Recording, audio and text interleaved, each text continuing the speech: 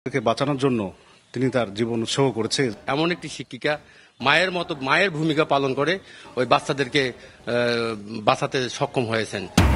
Milestone ট্র্যাজেডিতে শিক্ষিকা মেহরিনের সাহসের অনন্য গল্প। জীবনের মায়া ত্যাগ করে উদ্ধার করেন ২০ শিক্ষার্থীকে। নীলফামারী গ্রামের বাড়িতে হবে দাফন।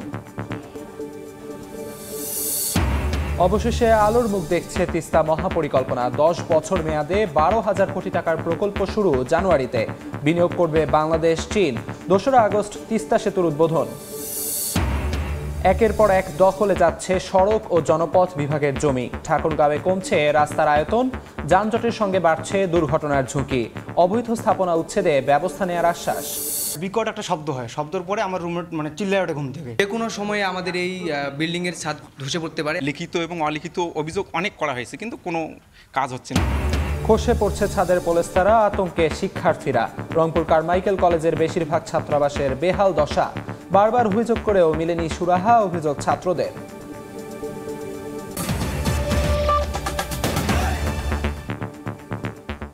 আমন্ত্রণ সময় সংবাদের নিয়মিত আয়োজন বিভাগীয় সময়। থাকছি সপ্তাহের 7 দিন ভিন্ন ভিন্ন বিভাগের সংবাদ নিয়ে।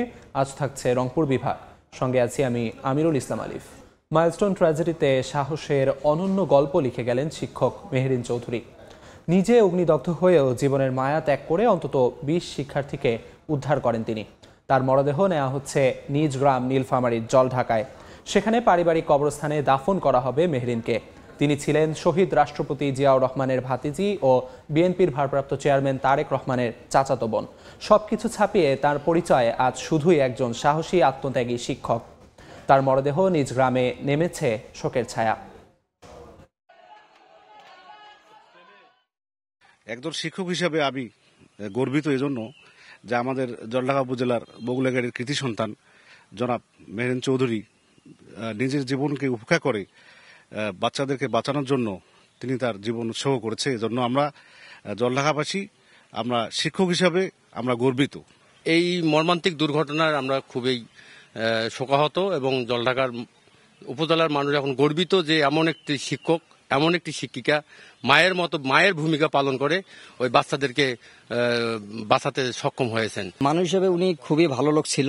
আমরা জানি যে উনি এখানে আসলে উনি কোনো অহংকার ছিল না, ওনার ভেতরে কোনো গৌরব ছিল না। উনি গরিব মানুষদেরকে কোনো করতো না, সবাইকে নিজের মতো করে। ওনারা একটু টাকালা লোক, বড় লোক, ওনারা এলাকার মানুষ সবাইকে উনি আপনারা এই যে নিজের মতো করে দেখতো। এই মুহূর্তে নীলফামারীর জলঢাকায় আছেন রিপোর্টার নাজমুল ইসলাম নিশাত। সরাসরি যাচ্ছি তার কাছে। আমি এই মুহূর্তে রয়েছে মেহরিন চৌধুরীর গ্রামের বাড়িতে, নীলফামারীর জলঢাকা উপজেলার বগুড়াগাড়ি গ্রামে, এবং কিছুক্ষণের মধ্যেই তার মরদেহ এখানে এসে পৌঁছাবে আমরা যতটুকু জেনেছি, এবং 3:30টার পর জানাজা অনুষ্ঠিত হবে। এবং ইতিমধ্যে আমরা দেখছি যে সাধারণ গ্রামের মানুষ থেকে শুরু করে মেহরিন চৌধুরীর বন্ধুবান্ধব এবং আত্মীয় স্বজন তারা কিন্তু হলো যে তার যে গ্রামের বাড়ি সেখানে এসছেন এবং সবাই কিন্তু অপেক্ষা করছেন। আপনাকে একটু জানিয়ে রাখি, মেহরিন চৌধুরীর শৈশব কৈশোর ঢাকাতে কাটলেও তার কিন্তু গ্রামের মানুষদের সাথে অন্যরকম একটি হৃদ্যতা ছিল, এবং তিনি শহীদ রাষ্ট্রপতি জিয়াউর রহমানের ভাতিজা হবার পরও সাধারণ মানুষ যেটি জানিয়েছেন, উনি সাধারণ মানুষদের যে কোনো ধরনের বিপদ আপদে সবসময় পাশে থাকতেন এবং এক ধরনের নির্লোভ নিরহংকার মানুষ ছিলেন তিনি। এবং গ্রামের মানুষ যখনই যে কোনো ধরনের বিপদ আপদে তিনি কিন্তু তার পাশে থাকতেন। আপনি দেখছেন যে ইতিমধ্যেই গ্রামের মানুষ থেকে শুরু করে তাদের আত্মীয় স্বজন সবাই কিন্তু এসে পৌঁছেছে তার বাড়িতে। আমরা একটু কথা বলবো মেহরিন চৌধুরীর এক বন্ধুর সাথে। মেহরিন চৌধুরী আপনার বন্ধু ছিল, আসলে ব্যক্তি হিসেবে উনি কেমন ছিলেন এবং শিক্ষক হিসেবে তার যে আত্মত্যাগ সেটি এক ধরনের অনুপ্রেরণাদায়ক কিনা? অবশ্যই অনুপ্রেরণাদায়ক। এবং মেহরিন চৌধুরী আমাদের সবার 95-এর বন্ধু ছিল, এবং আমরা ওতপ্রোতভাবে একসময় আমাদের বিভিন্ন অনুষ্ঠানেও আমরা তার সঙ্গে মেলামেশা করেছি। এবং অত্যন্ত একজন, আমি আজকে যেটা বলবো যে আসলে সে শিক্ষক হিসেবে নয়, আজকে যোদ্ধা হিসেবেই তাকে আমি গণ্য করব, যে সে একজন যোদ্ধা ছিল। শুধুমাত্র পুঁথিগত বিদ্যায় সে বাচ্চাদেরকে শিক্ষিত করেছে বিষয়টা এরকম নয়, সে আজকে দেখিয়ে দিয়েছে যে মানবতা কাকে বলে। এবং বাচ্চাদের আমরা এতদিন যেটা জানতাম যে মা হচ্ছে মমতাময়ী, তো আমরা আজকে থেকে হয়তোবা আমাদের এই ভীষণটা পাল্টে যাবে যে শুধুমাত্র মা না, একজন শিক্ষিকাও মমতাময়ী একজন শিক্ষিকা হতে পারে। সারা বাংলাদেশে মেহরিন একজনে আসবে আমার ধারণা, এবং সারা বাংলাদেশের সকল শিক্ষক এবং শিক্ষিকাদের অনুকরণ হয়ে থাকবে মেহেরুন। ধন্যবাদ আপনাকে। আপনি শুনছিলেন মেহেরের একজন বন্ধু যেটি বলছেন যে একজন শিক্ষক যে অনুকরণীয় হতে পারে, এবং আমরা যতটুকু জেনেছি তিনি যখন যুদ্ধ বিমানটি বিধ্বস্ত হয় তিনি কিন্তু আহত হননি। তিনি চাইলে কিন্তু প্রাণে বেঁচে যেতে পারতেন, কিন্তু শিক্ষার্থীদের বাঁচানোর জন্য তিনি কিন্তু জীবনের ঝুঁকি নিয়ে হলেও তিনি কিন্তু আসলে বাচ্চাদের কিন্তু বাঁচিয়েছেন। আমরা একটু একজন শিক্ষকের সাথে একটু কথা বলবো। আপনি যে একজন শিক্ষক, শিক্ষক হিসেবে একজন শিক্ষকের যে আত্মত্যাগ, এটি আপনি কিভাবে মূল্যায়ন করছেন? ধন্যবাদ। আসলে আমরা শিক্ষক হিসেবে গর্বিত ফিল করছি এই কারণে যে একজন শিক্ষক নিজের জীবনকে বাজি রেখে 20 থেকে 25 জন শিশুকে উদ্ধার করে যে আত্মহতি দিল, এটা সত্যিই প্রশংসার দাবিদার এবং আমরা শিক্ষক হিসেবে গর্ববোধ করছি। আর উনি একজন, আমার জানা মতে যে উনি একজন খুব ভালো মানুষ ছিলেন। আমরা এলাকার মানুষ হিসেবে ওনার জন্য দোয়া করব, উনি যেন পরকালে মুক্তি লাভ করেন। এবং আমরা আমাদের সমাজে একটা প্রচলিত ধারণা আছে যে শুধু মা বাবারাই শুধু বাচ্চাদের জন্য টেক কেয়ার করে, অনেক কিছুই করে, কিন্তু আসলে আমরা শিক্ষকরাই যে জীবন বাজি রেখে বাচ্চাদের জন্য অনেক কিছু করতে পারি তার একটা জ্বলন্ত উদাহরণ হচ্ছে এই মেহরুন চৌধুরী। আমরা ওনার জন্য সবাই দোয়া করব, এই কামনাই করছি। ধন্যবাদ আপনাকে। আপনি শুনছিলেন এখানকার যারা জানাজায় অংশ নিতে ইতিমধ্যে উপস্থিত হয়েছেন, শিক্ষক থেকে শুরু করে আত্মীয় স্বজন, সাধারণ মানুষ, তারা কিন্তু সবাই একটি কথাই বলছেন যে মেহরুন চৌধুরী কিন্তু একজন যোদ্ধা এবং একজন যে দৃষ্টান্ত শিক্ষক হিসেবে সেটি কিন্তু তিনি রেখে গেলেন। এবং বলা যায় যে তার যে আত্মত্যাগ, এই আত্মত্যাগের মধ্য দিয়ে শিক্ষক সমাজ মূলত এক ধরনের অনুপ্রেরণা এবং দৃষ্টান্ত হয়ে থাকবে। ইতিমধ্যেই আমরা জেনেছি যে কিছুক্ষণের মধ্যেই তার যে লাশবাহী গাড়ি সেটি এসে পৌঁছাবে এবং 3:30টার পর মূলত জানাজা অনুষ্ঠিত হবে। আপনি দেখছেন যে বগুলাগাড়ি গ্রাম ছাড়াও আশপাশের ইউনিয়ন থেকে সহস্রাধিক মানুষ কিন্তু এই জানাজায় অংশ নিতে এসছেন। বিশেষ করে পাশের জেলার নীলফামারী, ডোমার উপজেলা এবং রংপুর থেকেও কিন্তু অনেকে এসছেন এই জানাজায় অংশ নিতে। আমরা একটু আরেকজনের সাথে একটু কথা বলে নিতে চাই। আপনি তো জানাজায় অংশ নিতে এসছেন, এই যে মেহরুনের যে আত্মত্যাগ কিংবা এটি আপনি কিভাবে মূল্যায়ন করছেন? আপনার এলাকারই তো উনি মানুষ। জি, ধন্যবাদ। মেহরুন চৌধুরী যে অনুকরণ করে সৃষ্টি করে দিয়ে গেল, এটা আমাদের শিক্ষক সমাজ তথা যারা গার্জিয়ান, সাধারণ মানুষ সবাই আমরা এখান থেকে অনুপ্রাণিত হব আগামীতে, যে উনি যে 20-25 জন স্টুডেন্টকে বাঁচালো নিজের জীবনের বিনিময়ে। আল্লাহ ওনাকে বেহেশতে বাসী করুক। ধন্যবাদ। আপনারা শুনছিলেন যে তারা যেটি বলছেন এবং যারা জানাজা অংশ নিতে এসছেন, মেহরুন চৌধুরী শুধু একজন শিক্ষকই নয়, তিনি একজন যোদ্ধা হিসেবে বেঁচে থাকবেন আগামীর বাংলাদেশে এবং গোটা শিক্ষক সমাজের জন্য তিনি একজন অনুকরণীয় দৃষ্টান্ত হয়ে থাকবেন।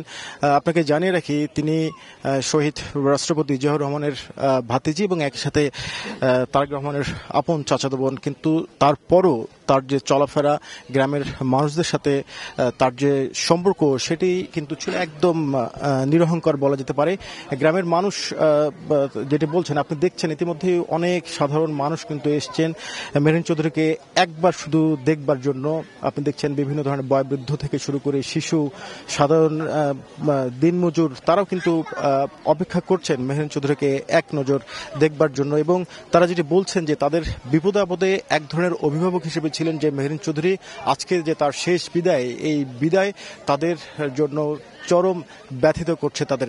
এবং সবকিছু মিলে আমার কাছে এই ছিল মেহরুন চৌধুরীর গ্রামের যে বাড়ি, নীলফামারীর জলঢাকার বগুলাগাড়ি থেকে। নীলফামারী থেকে সবশেষ জানাচ্ছিলেন সহকর্মী নাজমুল ইসলাম নিশাত। সব দ্বিধা কাটিয়ে অবশেষে আলোর মুখ দেখছে তিস্তা মহাপরিকল্পনা। 10 বছর মেয়াদে 12,000 কোটি টাকার এই প্রকল্পের কাজ শুরু হবে 2026 সালের জানুয়ারিতে, যেখানে বিনিয়োগ করবে বাংলাদেশ ও চীন সরকার। ইতিমধ্যে চীনা দূতাবাস ও পাওয়ার চায়নার একটি প্রতিনিধি দল তিস্তার মাঠ পর্যায়ের জরিপ শুরু করেছে। নাজমুল ইসলাম নিশাতের রিপোর্ট, ছবি তুলেছেন শাকিল মাহমুদ। তিস্তার ভাঙ্গন প্লাবন আর খরার সঙ্গে জীবনযুদ্ধে ক্লান্ত নদীপাড়ের বাসিন্দাদের দীর্ঘ সময়ের আন্দোলন তিস্তা মহাপরিকল্পনা বাস্তবায়ন। ভারতের একতরফা পানি আগ্রাসনের বিরুদ্ধে নদীপাড়ের মানুষের এই সংগ্রামে যুক্ত হন বিভিন্ন সামাজিক, রাজনৈতিক ও স্বেচ্ছাসেবী সংগঠন। গত আওয়ামী সরকার তিস্তাকে রাজনৈতিক হাতিয়ার হিসেবে ব্যবহার করে একাধিকবার মহাপরিকল্পনা বাস্তবায়নের আশ্বাস দিলেও ব্যর্থ হয়েছে। তবে এবার অন্তর্বর্তী সরকারের হাত ধরে বাস্তবায়িত হতে যাচ্ছে তিস্তা মহাপরিকল্পনা। 12,000 কোটি টাকা ব্যয়ে এই প্রকল্প শেষ হবে 10 বছরে, যেখানে যৌথভাবে বিনিয়োগ করবে বাংলাদেশ ও চীন সরকার। কাজ শুরু হবে 2026 সালের জানুয়ারিতে। 12,000 কোটি টাকা ব্যয়ে তিস্তা প্রকল্প এই এলাকায় বাস্তবায়িত হবে। এটার কাজ আমরা এগিয়ে নিচ্ছি। এখানে সরকারও টাকা দেবে, চীন সরকারও টাকা দেবে। পরিকল্পনা কমিশন তাদের পক্ষ থেকে অনাপত্তি দিয়ে এই তিস্তার প্রকল্পের খসড়া পাঠিয়ে দিয়েছে আমাদের ইআরডি বিভাগে। এখন ইআরডি বিভাগ থেকেও পাঠিয়ে দেওয়া হয়েছে চায়নার কাছে।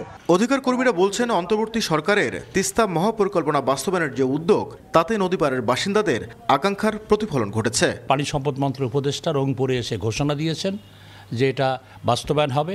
সেই বাস্তবায়নের অপেক্ষায় মানুষ বসে আছে এবং মানুষের মধ্যে যে আশার আলো জন্মেছে এটা যেন নিভে না যায়, এটা যেন প্রজ্বলিত থাকে। 20 জুলাই থেকে চীন দূতাবাস ও পাওয়ার চায়নার একটি প্রতিনিধি দল তিস্তা নদী এলাকায় মাঠ পর্যায়ের জরিপ শুরু করেছে। নদীপাড়ের বাসিন্দারা ছাড়াও মত বিনিময় করছেন বিএনপি, জামায়াত, এনসিপি সহ বিভিন্ন সংগঠনের সঙ্গে। নাজমুল ইসলাম নিশাত, সময় সংবাদ, রংপুর। 2রা আগস্ট উদ্বোধন হতে যাচ্ছে উত্তরাঞ্চলের কয়েক জেলার মানুষের দীর্ঘদিনের স্বপ্ন গাইবান্ধা ও কুড়িগ্রামের মধ্যে সরাসরি সড়ক যোগাযোগ স্থাপনকারী তিস্তা সেতু। সেতুটি বদলে দেবে নদীর দুপারে মানুষের জীবনযাত্রা ও অর্থনৈতিক অবস্থা। সেতু উদ্বোধন ঘিরে এখন এলাকাবাসীর মধ্যে উৎসবের আমেজ। বিপ্লব ইসলামের রিপোর্ট। তিস্তার উত্তাল স্রোতের উপর দাঁড়িয়ে উত্তরাঞ্চলের কয়েক জেলার মানুষের দীর্ঘদিনের স্বপ্ন তিস্তা সেতু। দীর্ঘদিনের অপেক্ষার পালা শেষ। আগামী 2 আগস্ট উদ্বোধন হতে যাচ্ছে সেতুটি, যা বদলে দেবে নদীর দুই পারের মানুষের জীবনযাত্রা ও অর্থনৈতিক অবস্থা। গাইবান্ধার সুন্দরগঞ্জের সঙ্গে কুড়িগ্রামের চিলমারির সরাসরি সড়ক সংযোগ স্থাপন করেছে 1490 মিটার দীর্ঘ তিস্তা সেতু। 31টি স্প্যানের এই সেতুটি এলজিইডির মাধ্যমে বাস্তবায়িত হয়। আগে যেমন এলাকাটা আসিল দরিদ্র, এখন ব্রিজটা চালু হওয়ার কারণে অনেক আর কি আগে যাবে আর কি আমাদের দেশটা। উদ্বোধনের অপেক্ষায় আছি, 2 তারিখে উদ্বোধন হবে, আমাদের আনন্দ লাগতেছে। নদী কিংবা বহুপথ ঘুরে নদী পারাপার ছাড়া কোনো বিকল্প ছিল না এই অঞ্চলের মানুষের। বর্ষায় অনেক এলাকা থাকতো যোগাযোগ বিচ্ছিন্ন, এখন শেষ হতে চলেছে সেই চিরচেনা দুর্ভোগের দিন। আমাদের প্রায় সময় একেবারে এই বাজার থেকে শুরু করি ডাক্তার ডুক্তার যত কিছু আমাদেরকে এই পারে আসতে হয়। যদি ব্রিজটা চালু হয় আল্লাহ দিলে আমাদের অনেক কিছু চলাচল থেকে শুরু করিয়া আরও অনেক কিছু এলাকাবাসীর অনেক সুবিধা হবে। যানবাহন নিয়ে চলাফেরা, আবাদ মৌসুম আমরা এই দিক দিয়ে করি, সব দিক থেকে উপকার হবে। সেতুর পাশাপাশি নদীর দুই পাশে প্রায় 3.5 কিলোমিটার এলাকায় রয়েছে স্থায়ী নদী শাসন ব্যবস্থা। উভয় পাশে নির্মাণ করা হয়েছে 86 কিলোমিটার সংযোগ সড়ক। বহুল আকাঙ্ক্ষিত একটি ব্রিজ, প্রায় 60-এর দশক থেকে অত্র অঞ্চলের লোকজন এই ব্রিজটির জন্য দাবি জানিয়ে আসছেন। শেষ পর্যন্ত এলজিডি এই দেশের সাধারণ মানুষ, প্রান্তিক মানুষের ভাগ্য উন্নয়নে যে কাজ করে যাচ্ছেন তার একটি চিহ্ন হচ্ছে আমাদের এই 1490 মিটার ব্রিজ। 2014 সালের 26 জানুয়ারি সেতুটির ভিত্তিপ্রস্তর স্থাপন করা হয়। নির্মাণ কাজ শুরু হয় 2021 সালে। এতে ব্যয় হয় 730 কোটি 85 লাখ টাকা। তিস্তা সেতু শুধু একটি অবকাঠামো কিংবা যোগাযোগের মাধ্যম নয়, এটি এখন এই এলাকার লাখো মানুষের স্বপ্নের দুয়ার। শিক্ষা, চিকিৎসা, ব্যবসা বাণিজ্য সহ আগামী 2 তারিখ থেকে এই এলাকায় আনবে নতুন গল্প ও নতুন সম্ভাবনা। বিপ্লব ইসলাম, সময় সংবাদ, গাইবান্ধা। বিভাগীয় সময় আরও থাকছে। পঞ্চগড়ে 1 বছর ধরে মাতৃত্বকালীন ভাতা পাচ্ছেন না 602 অন্তঃসত্ত্বা নারী। একটি চক্রের বিরুদ্ধে সরকারি সহায়তা তুলে নেওয়ার অভিযোগ, ব্যবস্থা নেওয়ার আশ্বাস। ঠাকুরগাঁওয়ে প্রতিনিয়ত দখল হচ্ছে সড়ক ও জনপথ বিভাগের জমি। এতে রাস্তার প্রশস্ততা কমে সৃষ্টি হচ্ছে বিশৃঙ্খলা, বাড়ছে যানজট ও দুর্ঘটনার ঝুঁকি। অভিযোগ রয়েছে অবৈধ দখলের জমি হাত বদলের নামেও হাতিয়ে নেওয়া হয় টাকা। তবে অবৈধ স্থাপনা উচ্ছেদে ব্যবস্থা নেওয়ার কথা জানিয়েছে সড়ক ও জনপথ বিভাগ। বিস্তারিত জিয়াউর রহমান বকুলের রিপোর্টে। সড়কের পাশের সরকারি জমিতে গড়ে তোলা হয়েছে ছোট বড় আবাসিক ও বাণিজ্যিক স্থাপনা। ছোট হয়ে আসছে রাস্তা। সড়ক ও জনপথ বিভাগের জমি দখলের এ মহোৎসব উত্তরের জেলা ঠাকুরগাঁও সদরের বাসস্ট্যান্ড, মুন্সিরহাট টাঙ্গন ব্রিজ, জলেশ্বরীতলা ও ভুল্লি সহ বেশ কিছু এলাকার অনেক স্থানে উচ্ছেদ অভিযান চালালেও ঘুরে ফিরে আবারও আগের অবস্থানে ফেরেন অবৈধ দখলদাররা। সড়কের সৃষ্টি হয় বিশৃঙ্খলা, বেড়ে যায় যানজট ও দুর্ঘটনার ঝুঁকি। ভোগান্তিতে পড়তে হচ্ছে সড়ক ব্যবহারকারীদের। রাস্তার পাশে যে জমিগুলো আছে রাস্তা দখল করে ওরা যে যেমন করে আছে দখল করে নিচ্ছে। প্রশাসন তো একদিকে উচ্ছেদ করছে, আরেক পাশে আবার দখল হয়ে যাচ্ছে কন্টিনিউয়াসলি, আমরা দেখছি। স্থানীয়দের অভিযোগ, রাস্তার পাশের সরকারি জমিতে বেড়া দিয়ে শুরু হয় দখল। কয়েকদিনের মধ্যেই প্রভাবশালী চক্রের যোগসাজশে গড়ে তোলা হয় পাকা দালান। দখলকৃত জমি হাত বদলের নামেও হাতিয়ে নেওয়া হয় টাকা, অথচ কার্যত কোনো পদক্ষেপ নেই কর্তৃপক্ষের। যারা কর্তৃপক্ষ রয়েছে তাদের এমন পদক্ষেপ নেওয়া উচিত যে আসলে যে রাস্তার পাশে যে স্থাপনাগুলো আছে সেগুলো যেন আর ঘুরে না ওঠে। সরকারি জমিগুলো দখল করে এক প্রকার আধিপত্য সৃষ্টি হয়েছে, হাত বদল হলেই লাখ লাখ টাকা। তবে সড়ক ও জনপথ বিভাগ বলছে অবৈধ স্থাপনা উচ্ছেদে নেওয়া হবে ব্যবস্থা। পার্মানেন্ট স্ট্রাকচার আসলে সেভাবে নাই, কিন্তু যদি এরকম ছোটখাটো দোকানের কথা বলে বলে এটা আছে, অবৈধ স্থাপনাগুলো যদি উচ্ছেদ করার প্রয়োজন হয় সেক্ষেত্রে আমরা একটা ব্যবস্থা নেওয়ার চিন্তা ভাবনা আছে এবং আমরা এটা খুব শীঘ্রই নিব। সড়ক জনপথ অধিদপ্তরের তথ্য মতে জেলায় সড়কের মোট জমির পরিমাণ 426 একর। এর মধ্যে অবৈধভাবে দখল হয়েছে প্রায় 100 শতক জমি। জিয়াউর রহমান বকুল, সময় সংবাদ, ঠাকুরগাঁও।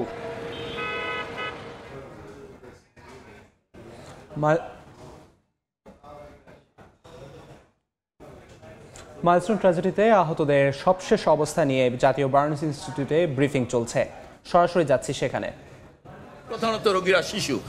এইখানে আপনারা এই কালকে আমরা একটু আগে যে তথ্য দিয়েছিলাম সেখানে যে 2 জন শিক্ষকের কথা একজনে বলা হয়েছিল, সেটা 2 জন শিক্ষক হবে আসলে। আরেকজন শিক্ষক আমরা পেশা নির্বাহ তখন জানা ছিল না, আমরা উল্লেখ করতে পারিনি। ওই হাসপাতালে ওই স্কুলের 2 জন শিক্ষক আসলে ইতিমধ্যেই মৃত্যুবরণ করেছেন। এই হচ্ছে আমাদের দিক থেকে আপডেট এবং সংশোধন। আর সংখ্যাটা আবার যদি একটু বলতেন ক্লিয়ার কোনো রকম এক কথায় বলতে পারি, আমরা এখানে প্রায় 70 থেকে 80 ধরনের ওষুধ সরঞ্জামাদির প্রয়োজন, যেগুলো সম্পূর্ণ ইনভেন্টরি করে এখানে সংগ্রহ করা আছে এবং আগামী 72 ঘন্টার জন্য আমাদের প্রস্তুতি আছে। এরপরে যদি কালকে বিদেশি দল আসার পরে যদি কোনো ধরনের নতুন কোনো ডিভাইস এবং ওনারাও কিছু যন্ত্রপাতি নিয়ে আসবেন, সো যদি কোনো কিছুর প্রয়োজন পড়ে আমরা এই ব্যাপারে একদম সরকারের স্বাস্থ্য পরিবার কল্যাণ মন্ত্রণালয় নিশ্চিত করছে যে সকল ধরনের সরঞ্জাম, ঔষধ, ফ্লুইড অথবা অন্যান্য যা প্রয়োজন সেগুলো এই হাসপাতালে ব্যবস্থা করবে। এছাড়াও আপনারা এই সংখ্যায় বারবার পিড়াপিড়ি করতে সংখ্যাতে একটু পার্থক্য হচ্ছে, তারপর আমরা বলেছি ইতিমধ্যেই যে আবারও বলতে হবে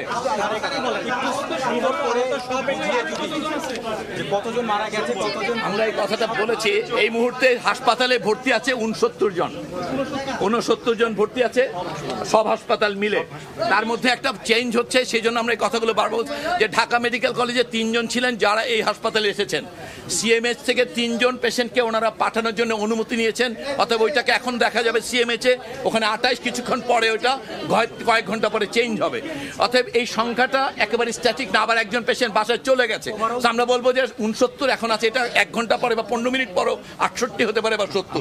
তো এটা আমরা বলছি যে এই সংখ্যাটায় খুব বেশি পিড়াপিড়ি করার কিছু নেই, কারণ রোগী আসছে বা যাচ্ছে অথবা স্ট্যাটাস চেঞ্জ হচ্ছে। এর আমরা মৃত্যুবরণ সম্পর্কে যে সংখ্যাটা বলেছি সেখানে যে 2টো সংখ্যায় পার্থক্য আছে। সিএমএইচে আমাদের 15, আইএসপি এর বিজ্ঞপ্তিতে 16 এবং উত্তর আধুনিকে 1। এই সংখ্যাটি বিভ্রান্তি দূর হতে আমাদের একটু সময় দেন আপনারা। আমরা এখানে আসার আগে চেষ্টা করেছি এই বিভ্রান্তি দূর করার, আমরা আশা করি কিছুক্ষণের মধ্যেই এটা দূর হয়ে যাবে। সো সংখ্যাটি এই মুহূর্তে আমরা যেটা বলেছি আমাদের দিক থেকে বললে আমরা বলবো এটা 29 এবং সেক্ষেত্রে 15 জন সিএমএইচে, 10 জন এইখানে, আমরা যেটা এর আগে যেভাবে বলেছি সেই সংখ্যাটাই থাকবে এবং তার মধ্যে আনআইডেন্টিফাইড আমাদের মতে এখন পর্যন্ত 6। সো এই হচ্ছে আমাদের দিক থেকে মৃত্যু সংখ্যা এবং হাসপাতালে ভর্তি থাকা রোগীর সংখ্যা। আপনারা যেই সংখ্যা বলছেন আরেকটা 165 জন আহত, একটু খেয়াল করা দরকার। এইখানে উত্তর আধুনিকে যে 60 জনের চিকিৎসা দেওয়া হয়েছে অথবা লুবানাতে বলা হচ্ছে 13 জনের, এই সব রোগী এটা ডুপ্লিকেশন। আপনাদের বুঝতে হবে যে সেইখানে এই মুহূর্তে 2 জন 3 জন রোগীও নেই, অতএব বাকি এখানে যে রোগীটা দেখছেন এই সংখ্যাটা ওখানে দেখা গেছে, সেজন্য এই সংখ্যাটা বেশি। অতএব ওখানে যে 60 এবং 13 যে 73 জন রোগীর সংখ্যা দেখা যাচ্ছে ওইটা মূলত ডুপ্লিকেশন প্রধানত। ওখানে হয়তো 5-7 জন রোগী হয়তো ওখানে আছে। অতএব এই সংখ্যার বিভ্রান্তিটা, এটা একটা ইমার্জেন্সি সিচুয়েশন ছিল, সেখানে রেকর্ড কিপিং এবং মুভমেন্টের কারণে সংখ্যাটা কিছু উঠানামা করছে। আশা করি আপনারা আমাদের দিক থেকে যে আন্তরিক চেষ্টা এবং বাচ্চাদের জন্য দোয়া, এই দুটোই আমরা বলবো। যারা ভর্তি আছে তাদের কি অবস্থা? এইমাত্র বলেছি আমরা ভাগ করে, কিন্তু যে 2 জনকে আমরা কেবিনে শিফট করিয়েছি, 10 জনকে মাল্টিডিসিপ্লিনারি ইভালুয়েশনে আউট অফ ডেঞ্জার বলা হয়েছে, বাকি 30 জন বিপদের মধ্যে আছেন, তবে তার মধ্যে 10 জনের অবস্থা আশঙ্কাজনক বলে আমাদের এই টিমের ইভালুয়েশনে বলা হয়েছে। এটাই স্পষ্ট। আপনার কাছে একটু জানার সেটা হচ্ছে যারা ইনজুরিড হয়েছে সব হাসপাতালগুলো আপনারা বলেছেন যে সরকার দায়ভার গ্রহণ করবে এবং চিকিৎসা নিবে। কোর্টে একটি ঘোষণা দিয়েছে যে যারা আহত নিহত হয়েছে তাদের টাকার অ্যামাউন্ট বলেছে, এবং এরা যারা আহত হয়েছে এখন যারা ভর্তি আছে বিভিন্ন হাসপাতালে তাদের বিদেশে নেওয়ার যদি প্রয়োজন হয় সেটা কি ব্যবস্থা করবেন? সেটা আমার সহকর্মী আপনাদেরকে বলেছেন, ইয়ে থেকে সিঙ্গাপুর থেকে ডাক্তার নার্স ওনারা আসবেন, ওনারা এসে ওনারা পরীক্ষা করে ওনারা যদি মনে করেন কাউকে পাঠাতে হবে তাহলে সেক্ষেত্রে আমরা সেই দায়িত্বটা নেব, আর যদি পাঠাতে না হয় তাহলে আমরা পাঠাবো। মানে মূল ব্যাপারটা আমি স্পষ্ট করি যে এই সিঙ্গাপুরের সিনিয়র কনসালটেন্ট এবং নার্সিস টিম এসে ইভালুয়েট করবে আমাদের এই ইভালুয়েশনের উপরে। এইখানে যেই সুযোগ সুবিধা আছে সেগুলো দিয়ে চিকিৎসা করা হলে সম্ভব হলে ওনারা ওখান থেকে আরও যদি প্রয়োজনে জনবল পড়ে তাদের আনবে। যদি এমন কোনো বিশেষ সুবিধা প্রয়োজন হয় যেটি আমাদের এই হাসপাতালে নেই, সেটার জন্য ওনারা পেশেন্ট শিফট করানোর সুপারিশ করলে সেটা করা হবে। ওনারা আজকে রাত্র 12টা থেকে 1টার দিকে আমরা আশা করছি ওনারা এসে পৌঁছাবেন। অতএব আমরা রাতে ওনারা ইন্সপেক্ট করতে পারেন, রিভিউ করতে পারেন, অথবা কালকে ভোরে ওনাদের রিভিউ করার পরে যদি সত্যি এমন কোনো চিকিৎসা সুবিধা থাকে যেটা আমাদের এখানে নেই এবং ওনারা মনে করছেন সেটা সেই রোগীর জন্য প্রয়োজন, সেক্ষেত্রে ওনারা সুপারিশ করলে অবশ্যই রোগীকে জরুরি ভিত্তিতে স্থানান্তরের ব্যবস্থা করা হবে। সরাসরি যুক্ত ছিলাম জাতীয় বার্ন ইনস্টিটিউটের ব্রিফিংয়ে। নানা দাবিতে সচিবালয়ের সামনে বিক্ষোভ করছেন বিভিন্ন কলেজের শিক্ষার্থীরা। এই মুহূর্তে সেখানে আছেন সহকর্মী শাবাব ওয়াসি, সরাসরি যাচ্ছি তার কাছে। শিক্ষা উপদেষ্টার পদত্যাগের দাবিতে সচিবালয়ের সামনে এই মুহূর্তে অবস্থান করছেন রাজধানীর বিভিন্ন কলেজের শিক্ষার্থীরা। দুপুর থেকেই কিন্তু তারা এখানে অবস্থান করছেন এবং তারা আমাদেরকে যেটি জানিয়েছেন যে শিক্ষা উপদেষ্টা পদত্যাগের দাবিতে কিন্তু তারা এখানে উপস্থিত হয়েছেন। এবং আমরা আসলে একটু জানতে চাবো, 2-1 জনের সাথে কথা বলে জানতে চাবো যে আসলে তারা কি বলছেন, শিক্ষার্থীরা কি বলছেন, কেন তারা এখানে এসেছেন। জি ভাই, আপনাদের সুস্পষ্ট দাবিটা? বর্তমানে গতকালকে যে একটা ট্র্যাজেডি ঘটে গেল মাইলস্টোন স্কুলে, সেখান থেকে মনে বর্তমানে তারা বলা হয়েছে যে তারা শোক পালন করবে, কিন্তু তারা হচ্ছে পরীক্ষা স্থগিত করতে একদমই রাজি হয় নাই। তারা রাত্রে 3টা বাজে পরীক্ষা স্থগিত করেন, সেটাও তারা পরীক্ষা স্থগিত করতো না। কিন্তু বর্তমান যে সিচুয়েশন হয়েছে, আমরা যেটা সোশ্যাল মিডিয়াতে দেখতে পেরেছি যে সবাই মিলে অনেকেই অনেক ধরনের কথা বলতেছিল, সবকিছুর মুখে পড়েই তারা অবশেষে পরীক্ষাটা স্থগিত করতে বাধ্য হয়। কিন্তু তারা যেরকম যদি সিচুয়েশনটা না তৈরি হইতো তারা কিন্তু আজকে পরীক্ষাটা স্থগিত করতো না। তো তারা পরীক্ষাটা স্থগিত না করে এটা কি ধরনের তারা শোক পালন করতে চাচ্ছে। এবং আমরা যারা জানতে পারছি যে শিক্ষা উপদেষ্টা পরীক্ষাটা স্থগিত করতে চেয়েছিল, কিন্তু শিক্ষা সচিব তা করতে দেয় নাই। তো শিক্ষা সচিবের কথাই কি শিক্ষা উপদেষ্টা শুনে, না শিক্ষা উপদেষ্টার কথা শুনে শিক্ষা সচিবের কথা শোনার কথা? কার কথাটা শোনার কথা? শিক্ষা সচিবের অবশ্যই শিক্ষা উপদেষ্টার কথা, শিক্ষা সচিবের কথা শোনার কথা। কিন্তু যেটা আমরা দেখতে পেলাম যে শিক্ষা সচিবের কথা শিক্ষা উপদেষ্টা শুনতেছে। তো এটা কি ধরনের? সে অবশ্যই নিজে ডিসিশন নিতে পারতেছে না। আমরা আরেকজনের কাছে শুনতে চাই। জি ভাইয়া, যে এই যে আপনারা এখানে আজকে আন্দোলনের জন্য দাঁড়ালেন, ঠিক আছে, মানে আপনারা কি কোনো আলটিমেটাম দিচ্ছেন কিনা যে কত ঘন্টা বা কতদিনের মধ্যে আপনারা তার পদত্যাগ দেখতে চান? আমরা একবার বলেছি যে 3:40-এর ভিতরে এইখানে শিক্ষা উপদেষ্টাকে এখানে উপস্থিত থাকতে হবে, এটা আমরা একবার বলেছি। কারণ আমরা তো এখানে 11টা থেকে আমরা যে আর কি বের হয়েছি, সব পোলাপান একসাথে বের হয়েছি। এখন প্রায় বাজে হচ্ছে 3টা, 3:30 বাজে ভাই। এতক্ষণ ধরে তো এই শিক্ষার্থীদের আমাদের পরীক্ষা চলতেছে ভাই, এতক্ষণ ধরে আমাদের এই ভোগান্তির তো করানোর কোনো মানে হয় না। তারা একটা সিদ্ধান্ত আমাদের দিতে পারে যে আমরা এইটা করবো বা আমরা এই ব্যবস্থা নিব, এরকম কোনো একটা সিদ্ধান্ত তারা দিচ্ছে না ভাই। এটা তো আসলে সহ্য করার মতো। আপনারা যদি আপনাদের দাবি যদি মেনে না হয়, আপনাদের পরবর্তী কর্মসূচিকে আপনারা ভেবে নিয়েছেন কিনা? না, আমরা এখন সেটা ভাবি নাই, কারণ আমরা আমাদের একমাত্র একটা দাবি রয়েছে বর্তমানে, যে শিক্ষা সচিব এবং শিক্ষা উপদেষ্টার পদত্যাগ। আমরা এই দাবিতে এখন আপাতত স্থির রয়েছি। এখন তারা এইটার মানার ভিতরে আমরা সেটা কাজ করবো। আপনাকে জি, যেমনটি শুনছিলেন যে শিক্ষার্থীরা যেটি বলছেন যে আজকে রাষ্ট্রীয় শোক, গতকালকে একটি বিভৎস একটি দুর্ঘটনা ঘটে গেছে এবং যেটা পুরো দেশবাসীকে কাঁদিয়েছে এবং রাষ্ট্রীয় শোক ঘোষণা করা হয়। এবং এই রাষ্ট্রীয় শোক ঘোষণা করার পরেও এইচএসসি পরীক্ষা কিন্তু বাতিলের সিদ্ধান্তটি অনেক গড়িমাসি করার পরে রাতে দেওয়া হয়েছে। এর কারণেই কিন্তু তারা আজকে এই প্রতিবাদ এখানে সমাবেশ করছে। আমরা এই মুহূর্তে চলে যাচ্ছি সচিবালয়ের ভেতরে, সেখানে আছেন আমাদের আরেকজন প্রতিনিধি প্রসূন আশিস দাদা, আমরা তার কাছে চলে যাচ্ছি। দেখুন, রাষ্ট্রীয় শোক চলছে আজ, অর্থাৎ গতকাল যে উত্তরার মাইলস্টোন স্কুলের উপরে যে বিমান বিধ্বস্ত হয়ে নিহত হয়েছেন 31 জন, এর মধ্যে অধিকাংশই স্কুলের শিক্ষার্থী রয়েছেন। এছাড়া প্রায় মারাত্মক আহত হয়ে 78 জন বিভিন্ন হাসপাতালে চিকিৎসাধীন রয়েছেন। এরই প্রেক্ষিতে আজকে যে রাষ্ট্রীয় শোক ঘোষণা করেছে সেই দিনটি চলছে। এরই মধ্যে কিন্তু যে আমাদের চলমান যে এইচএসসি পরীক্ষা, এইচএসসি ও সমমান পরীক্ষা, সেই পরীক্ষাটি আজকে যেটি ছিল সেটি স্থগিত করা হয়েছে এবং একই সঙ্গে আজ আবার ঘোষণা করে আরেকটি পরীক্ষা, অর্থাৎ আগামী পরশুদিন 24 তারিখের যে এইচএসসি পরীক্ষাটি সেটি কিন্তু স্থগিত করা হয়েছে। কিছুক্ষণ আগে থেকে আমরা লক্ষ্য করেছি যে একটা দাবি তোলা হয়েছে শিক্ষার্থীদের পক্ষ থেকে যে এই যে আজকের পরীক্ষাটি স্থগিত করা হয়েছে সরকারিভাবে, শিক্ষা মন্ত্রণালয়ের পক্ষ থেকে এটি ঘোষণা করা হয়েছে মূলত গভীর রাতে, প্রায় রাত 3টার দিকে ঘোষণা করা হয়েছে। শিক্ষার্থীদের দাবি হচ্ছে যে কেন গভীর রাতে এই পরীক্ষাটি স্থগিত করে এবং আরও আগে কেন এটি স্থগিত করা হয়নি, কেন শিক্ষার্থীদের বিভ্রান্ত করা হয়েছে, কারণ অনেক শিক্ষার্থী আজ পরীক্ষার হলে গিয়েছিল পরীক্ষা দেওয়ার জন্য। এরই প্রেক্ষিতে শিক্ষা উপদেষ্টার পদত্যাগের দাবি করছে তারা এবং সচিবালয়ের বাইরে হাজার হাজার শিক্ষার্থী তারা আন্দোলন করছে শিক্ষা উপদেষ্টার পদত্যাগের দাবিতে। এবং তাদের আরেকটি দাবি আছে, মাইলস্টোন কলেজের উপরে যে বিমান বিধ্বস্ত হয়েছে সেখানে প্রকৃত নিহতের সংখ্যা লুকানো হয়েছে সেইটি তারা দাবি করছে এবং প্রকৃত সংখ্যাটি, নিহতের সংখ্যাটি, প্রকৃত সংখ্যাটি এবং আহতের প্রকৃত সংখ্যাটি তারা জানানোর দাবি করেছে। মূলত এই দাবিতেই সচিবালয়ের বাইরে আন্দোলন চলছে। আমরা মূলত আরও যদি তথ্য পাই সেই তথ্যটি জানিয়ে দেব। এই ছিল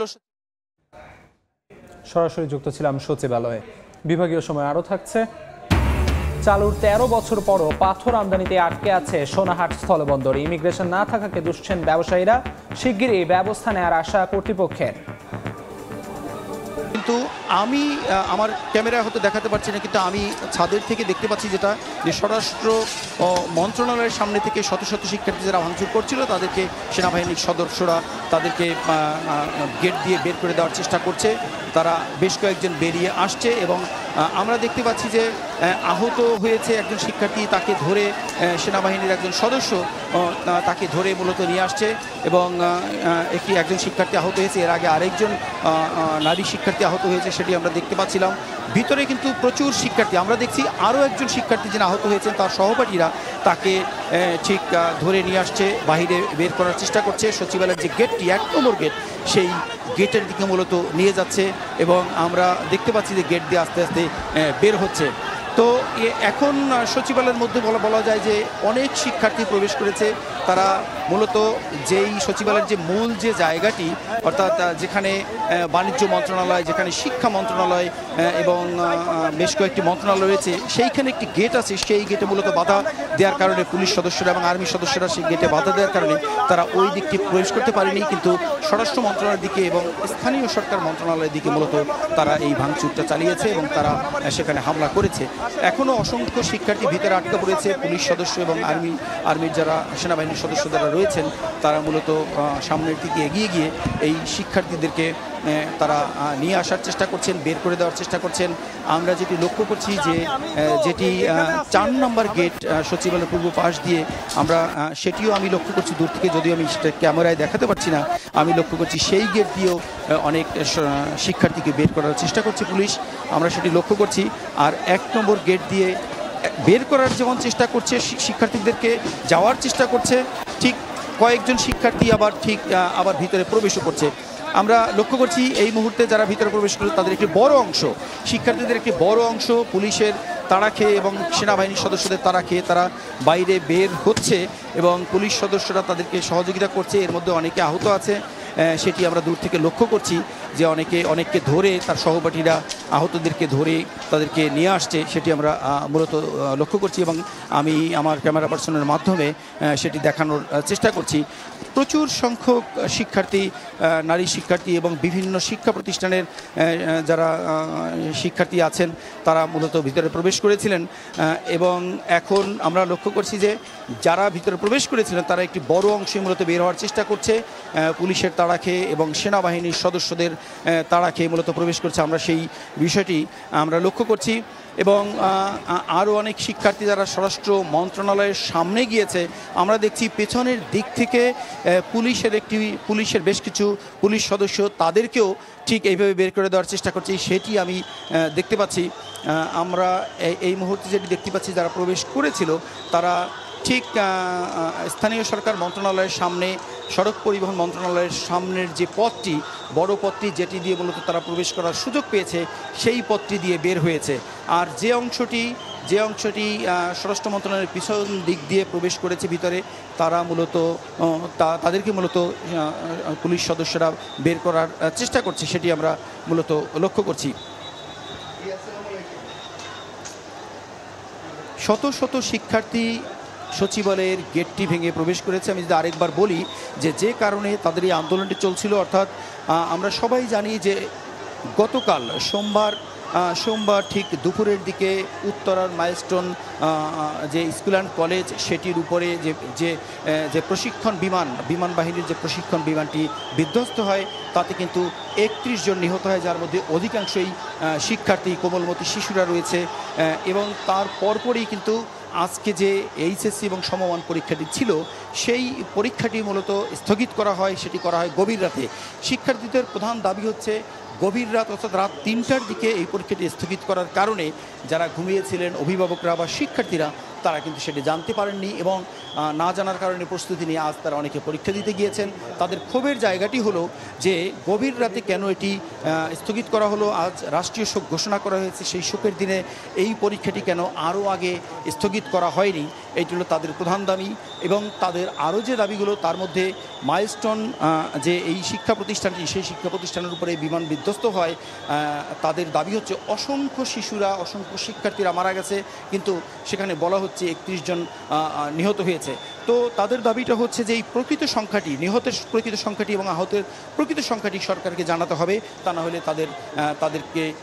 তারা এই যে শিক্ষা উপদেষ্টা যিনি রয়েছেন, সেই শিক্ষা উপদেষ্টা যিনি CR আবরার, তাকে পদত্যাগ করতে হবে। এটি হলো মূলত তাদের প্রধান দাবি। আমরা এখন আবার লক্ষ্য করলাম যে আরও 2টি সাউন্ড গ্রেনেডের শব্দ পেলাম, যেটি হচ্ছে সচিবালয়ের পাশে যে প্রেস ক্লাব এবং সচিবালয়ের মাঝের যে পথটি, সেই পথের মাঝখানে এখন শিক্ষার্থীরা বাইরে বের হয়ে আন্দোলন করছে, সেখান থেকেই আবার সাউন্ড গ্রেনেডের শব্দ আমরা পেলাম। মূলত এই আন্দোলনটি চলছে এবং শিক্ষার্থীরা এখন বের হচ্ছে এবং বাইরে ভুয়া স্লোগান দিয়ে তারা তাদের আন্দোলন বিক্ষোভ কর্মসূচি চালিয়ে যাচ্ছে। এবং তারা যেটি কিছুক্ষণ আগে আমরা যখন গেটের পাশে ছিলাম তখন বলছিল যে যতক্ষণ পর্যন্ত এই শিক্ষা উপদেষ্টা পদত্যাগ করবেন না, ঠিক ততক্ষণ পর্যন্ত তারা সচিবালয়ের সামনে থেকেও তারা সরবেন না এবং শিক্ষা উপদেষ্টার পদত্যাগের সংবাদটি নিয়েই মূলত তারা সচিবালয়ে সামনে থেকে তারা সরে যাবেন। আমরা আবারও শুনলাম যে সাউন্ড গ্রেনেডের শব্দ শুনলাম, অর্থাৎ বেশ কয়েকটি সাউন্ড গ্রেনেড কিন্তু তারা ছুঁড়েছে পুলিশের পক্ষ থেকে। আমরা সেটি এর আগেও দেখতে পেয়েছি, এখন যেটি আমরা জানতে পারলাম এবং আমরা এই দৃশ্যটি দূর থেকে দেখার চেষ্টা করছি। সচিবালয়ের পাশের যে পথটি আছে, সচিবালয়ের 3 নম্বর গেট দিয়ে প্রবেশের যে পথটি, অর্থাৎ তার সামনে গেটগুলো যদিও বন্ধ, কিন্তু তার সামনে আমরা দেখতে পাচ্ছি শিক্ষার্থীরা বিচ্ছিন্ন হয়ে সেখানে এখন বিক্ষোভ করছে এবং সচিবালয়ের সামনের যে মূল গেট, 1 নম্বর গেট, সেই গেটের সামনেও কিন্তু শত শত শিক্ষার্থীরা তারা এখন অবস্থান করে তারা বিভিন্ন ধরনের স্লোগান দিচ্ছেন এবং তারা সেই বিক্ষোভ করে যাচ্ছেন। এই মুহূর্তে আমরা যেটি দেখতে পাচ্ছি, সেনাবাহিনীর বিপুল সংখ্যক সদস্য যারা ভিতরে শিক্ষার্থীরা গেট ভেঙে প্রবেশ করেছিল তাদেরকে বাইরে বের করে দেওয়ার চেষ্টা করছে। আমরা ঠিক ক্যামেরাতে সেই দৃশ্যটি আমরা ধারণ করার চেষ্টা করছি, যদিও আমরা কাছাকাছি যেতে পারিনি, কারণ আমাদেরকে যখন এই গেট ভেঙে প্রবেশ করে তখন আমাদেরকে বাধা দিয়েছিল সেনাবাহিনীর সদস্যরা এবং পুলিশ সদস্যরা। আমরা যেটা দেখতে পাচ্ছি যে স্থানীয় সরকার মন্ত্রণালয়ের সামনে সচিবালয়ের যে প্রবেশ গেট যেটি রয়েছে 1 নম্বর গেট, তার সামনে দিয়ে আমরা দেখতে পাচ্ছি স্বরাষ্ট্র মন্ত্রণালয়ের ভিতরে যেসব শিক্ষার্থীরা প্রবেশ করেছিল ঠিক তাদেরকে এখন বের করে নিয়ে আসা হয়েছে। বিপুল সংখ্যক পুলিশের সদস্য এবং সেনাবাহিনীর সদস্য তারা কিন্তু এখানে নিয়োজিত রয়েছেন এবং তারাই মূলত যারা প্রবেশ করেছিল। প্রত্যেক শিক্ষার্থীর হাতেই কিন্তু আমরা লাঠি দেখেছিলাম, সেই লাঠি দিয়ে তারা সামনে যে গাড়িগুলো পেয়েছে এবং ভিতরে যত যানবাহন পেয়েছে এবং বিভিন্ন ধরনের গেটগুলো পেয়েছে সেখানে কিন্তু তারা আঘাত করেছে, ভাঙচুর করেছে। সেখানেই মূলত লাঠি চার্জ করে এবং তাদেরকে নানাভাবে তাদেরকে বারণ করে এই শিক্ষার্থীদেরকে কিন্তু বাইরে বের করার চেষ্টা করছে। এখনও বেশ কিছু শিক্ষার্থী তারা কিন্তু এখনও ভিতরে রয়েছেন। আমরা দেখতে পাচ্ছি যে পুলিশ সদস্যরা তাদেরকে বের করার চেষ্টা করছে।